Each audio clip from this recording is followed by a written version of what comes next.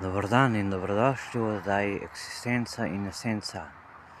Danes bomo govorili o življenjskem slogu prej, danes in še kdaj. Z veseljem povem, da živimo v dobi, o kateri mnogi čebrnjajo, kako je danes življenje lepo in pravilno je tako. Toda to lepo življenje je seveda ugodno in udobno kot še prej nikoli. Zakaj? Otroci že imajo lahko mobitel.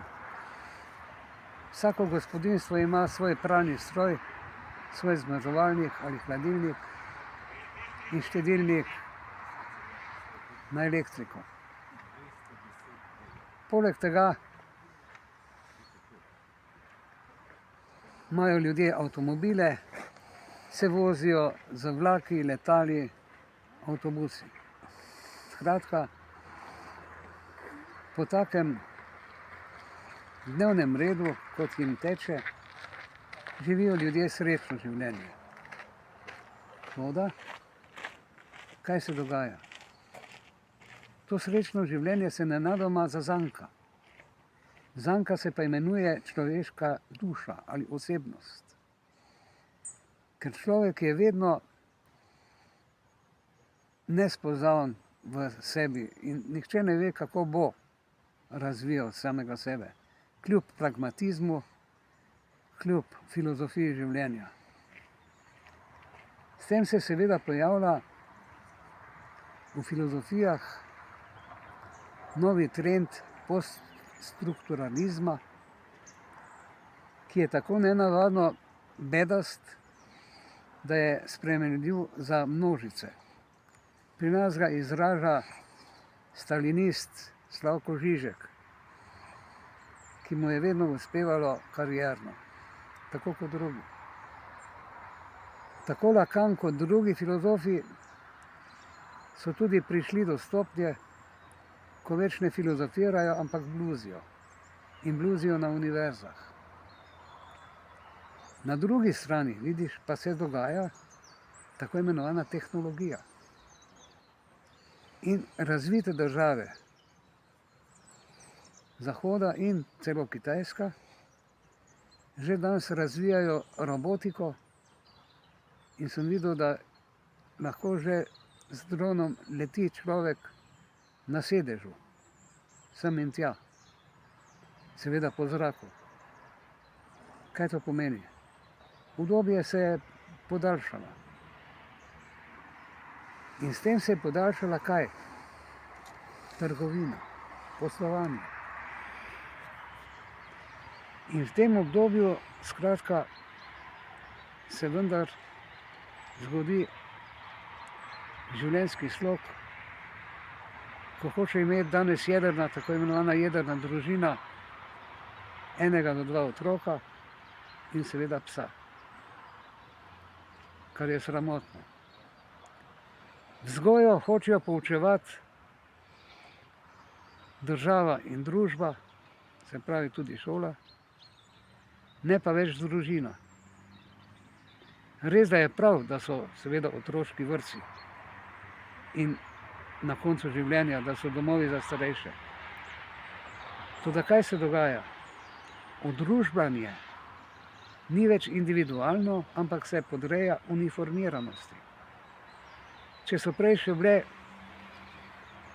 vzemimo v šoli, organizacije pionirske odredi, so pa danes, bi rekel, športne organizacije tiste, ki dvigajo človeka v zdravje. Pomen umetnosti se je tukaj v takšnem obdobju novih posegov spremenilo. Poglej, vzemimo Prešernovo nagrado prejme Dojelija Cucka, druga, ki se malo sleče, pa razreže zastavo in si nalepi sliko trebuha. Abramovička igra svojo avantgardo. Skratka, kako da je konec, vzemimo v likovni umetnosti, kako da je konec slikanja. Po drugi strani vidi se je razvila tudi tehnologija audiovizualnih sredstev. V glasbi se je spremenilo, se pravi v resni glasbi se je spremenilo obdobje po Stockhausenu. In namesto tega pač imajo ljudje rajši narodno zabavno glasbo, gasilske veselice in seveda razne fešte in festivale, od Evrovizije do drugih, bom rekel, državnih in krajevnih glasbenih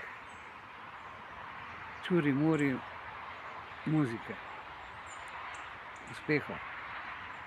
In celo med sabo tekmujejo. In kar je tukaj, vidiš, spet sprevrženo je, da prihajajo transseksualci, se pravi, pride moški, ki je operiran kot ženska. In se tam kaže in ga ni nič sram, seveda, ali je nič sram. Nadalje, vzemimo v arhitekturi. Čudovito hitro rastejo hiše in mnogi si lahko hiše tudi privoščijo.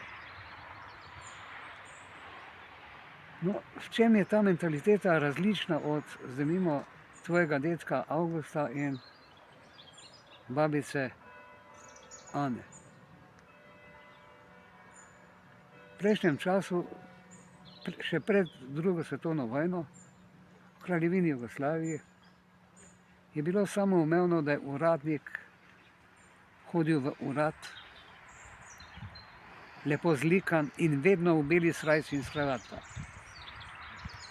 Poleg tega ženske niso imele volilne pravice. Poleg tega razvit je bil ugodni položaj umetnosti, posebej primeroma v Parizu, ki je bil center umetniških tokov in so nastajale tako v literaturi kot likovni umetnosti in gledališču in drugod velike stvaritve, velika dela in seveda tudi veliki umetniki, ki so bili svobodni. In vzemimo tudi spolnost. Prej je bila taka, ko še ni bilo kondomov pa tabletk in diafragem, da je pač ženska zanosila, če ni moški v spolnem občevanju pazil, da je izlil seme ven iz vagine. To se zdi seveda danes samoumevno, pač kot tako. Ampak morala spolna je bila tudi v tem času dokaj razširjena, da ne boš mislil, da je to samo danes. Poleg tega so bili, vzemimo, štedilniki na premog in drva, smeti smo zažgali in odnašali, sploh ni bilo dovolj smeti. Življenje je teklo pač, že torej tudi v Kraljevini Jugoslaviji, po nekih ustaljenih načelih morale, ki je bila seveda tudi katoliška pri nas. In so nekateri bili pač bolj verni, nekateri manj verni v smislu teh moralnih vzorcev. Poleg tega je bil razvit alkoholizem. Danes, kot veš, je razvita narkomanija. Skratka, oblakli so se drugače, jedli so domače, kmet je moral pridelovati pač na Balkanu in v Sloveniji vso prehrano. Razvita ni bila trgovina tako kot danes. Kaj šele telefoni. Potem je pa nastala seveda s tovarišem Adolfom Hitlerjem druga svetovna vojna in tovarišem Stalinom, ki je pri nas vplivala tudi na spremembo vsega narodnega značaja. In to tako,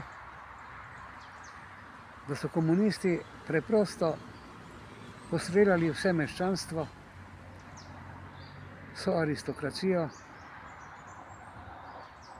ki je nasprotovala sovjetizaciji Slovenije. Kar je seveda normalno. Ljudje danes tega ne razumejo, da je bila to takšna mentalna podoba, da so pač komunisti radikalno uničili, bi rekel, celotno meščanstvo in ga nadomestili s svojo komunistično partijo. Kajti tudi sami komunisti, celoten vrh od Tita navzdol, so živeli fantastično dobro. Boljše kot kdajkoli prej meščani. No in v revoluciji se je tudi prevrednotilo vse vrednote. Tekla je kri, ogromno zla, ogromno uničevanja, materialnega, kaj šele ljudi. In zdaj po vojni, kaj se zgodi? Še vedno so bili ostanki, kljub vsej revoluciji, vzemimo do leta 1952 je še obstajal v šolah verouk. Potem so pa to pretrgali ostro in seveda izgnali Boga iz vse javnosti. In začeli preganjati še hujše duhovnike in redovnice in redovnike. Skratka, ta krščanska morala se je potem sprevrgla v socialistično, proletarsko delovno skupnost, kjer je bilo delo edini kriterij dobrega počutja, kar je seveda laž. To laž vidiš že v načelu, ki je bilo napisano v Auschwitzu, da delo osvobaja, Arbeit macht frei. Delo nič ne osvobaja kot posebej. Delo lahko osreči človeka, če je človek svoje sreče kovač. In od otroškega vrtca do šole, do podjetij, povsod je bil glavni in pomembni množični proletariat. In mnogi proletarski otroci na vasi in mestu so morali dobivati funkcije, da so lahko prevzeli oblast. In to se je zgodilo kar nenadoma. Tudi zadnji kmečki fantek, ki je lahko šel študirati in dobil funkcijo kot komunist, je seveda takoj začel živeti udobno. Tako so tudi zasegli vse kulturne ustanove,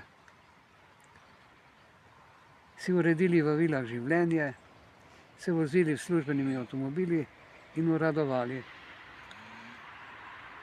No in v takem položaju je seveda propadalo gospodarstvo, prišlo je kasneje v mentaliteti do preobrata, ko so se odprla vrata na zahod z Gastarbeiterji in ko so Gastarbeiterji nenadoma začeli graditi hiše v Sloveniji in prinašali drug način življenja. Čeprav Udba pa vojska sta še imeli vedno svoj trdi prijem nad ljudstvom. In seveda zdaj, če gremo problem kriminala. V stari Jugoslaviji za časa kraljevine je seveda tudi obstajal kriminal. Ampak takrat so se pojavljali kriminalci kot nekakšni junaki, ki so kradli, vzemimo, in se proglašali za glavne in policija jih je lovila. Vse poslovanje pa je tudi bilo možno tudi brez tatvin. Ker če je takrat kdo kradel, so ga pač brž zaprli. In to je bilo urejeno. Tako v aristokraciji kot pri meščanstvu ali velekmetih. Seveda so bili to v narekovaju izrečeno sovražniki ljudstva kot izkoriščevalci delavskega razreda na vasi in mestu. Toda imeli so svoj slog. Zanimivo, vsaka gospa v mestu je pač imela svoj način življenja. Od delavke do gospe, ki je bila poročena, kaj jaz vem, s profesorjem ali pa zdravnikom. Vidiš, to se je danes spremenilo. To je danes postala množična psihoza, bi rekel, ki se izraža kako? Tako da se politične stranke med sabo začnejo tepsti, žaliti, sovražiti, izključevati. In tako pridejo na vrh funkcionarji, ki niso niti sposobni izvrševati oblasti, ampak izvajajo določen, bi rekel, sadizem. Upam, da pride čas, ko bodo ti sadisti v kulturi in v politiki dobili tudi svoje. Da se jim ljudstvo uprlo in jih zmaličilo. Jih bo spravilo tja, kamor spadajo. Kajti dogaja se, da celo sposobne ljudi na različnih področjih potiskajo v nič, medtem ko slavijo svoje. Hkrati pa igrajo seveda svojo hinavsko vlogo, ki je bila od francoske revolucije ista in ostaja ista. Tisti, ki so na oblasti, imajo v rokah svojo policijo in vojsko. Skratka, danes živimo na eni strani v obdobju vsega, po drugi strani se pa izgublja duša ali osebnost ali individualnost, in to na ta način, da se odružblja, se poneumlja in vendar z avtomatizacijo in robotiko živi bolje kot kdajkoli prej. Hvala.